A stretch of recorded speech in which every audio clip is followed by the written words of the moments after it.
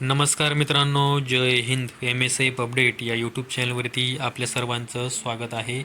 Mumbai police भरती ground संदर्भात एक महत्त्वाचं अपडेट समोर आलेलं आहे. त्याचविषयी आपण आजच्या व्हिडिओमध्ये माहिती पाहणार आहोत. त्या अगोदर जर तुम्ही आपल्या MSF अपडेट या यूट्यूब चॅनलवरती पहिल्यांदा आला असाल तर आपल्या यूट्यूब चॅनलला सबस्क्राईब करून ठेवा. पोलीस भरती संदर्भात जी काही महत्त्वाची माहिती आहे ती यूट्यूबच्या माध्यमातून मी आपल्यापर्यंत पोहोचवण्याचा प्रयत्न करत असतो. मुंबई आयुक्त कार्यालय बृहमुंबई यांचे हे पत्रक आहे. 28 जानेवारी 2026 रोजीचं हे पत्र आहे आणि या पत्रामध्ये तुम्ही या पत्राचा विषय देखील पाहू शकता. मुंबई पोलीस भरती 2024-25 अंतर्गत शारीरिक मोजमाप व मैदानी चाचणीकरिता पोलीस बंदोबस्त पुरवण्याबाबत अशा प्रकारचं हे पत्र आहे आणि या पत्रामध्ये पोलीस भरतीच्या ग्राउंड संदर्भात काही महत्त्वाची माहिती देण्यात आलेली आहे. आता मुंबई पोलीस शिपाई असेल, त्याचबरोबर बॅट्समन असेल, त्याचबरोबर कारागृह असेल, यांची जी काही शारीरिक आणि मैदानी चाचणी आहे ही दिनांक 11 फेब्रुवारी 2026 पासून घेण्याचं प्रस्तावित आहे. त्या अनुषंगाने नायगाव दादर येथे मैदानावर महिला उमेदवारांची मैदानी चाचणी तर मरोळ येथील मैदानावर पुरुष उमेदवारांचं शारीरिक मोजमाप व मैदानी चाचणी ही घेतली जाणार आहे. मैदानी चाचणीकरिता नायगाव दादर येथे मैदानावर सुरुवातीला 2 दिवस प्रतिदिन 2500 महिला उमेदवारांना बोलवण्यात येणार आहे.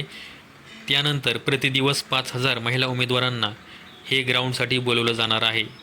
तसेच शारीरिक मोजमाप व मैदानी चाचणीकरिता मरोळ येथील मैदानावर सुरुवातीला 2500 पुरुष उमेदवारांना बोलवलं जाणार आहे व त्यानंतर उमेदवारांच्या संख्येमध्ये वाढ करून प्रतिदिवस 9000 पुरुष उमेदवारांना हे बोलवण्यात येणार आहे.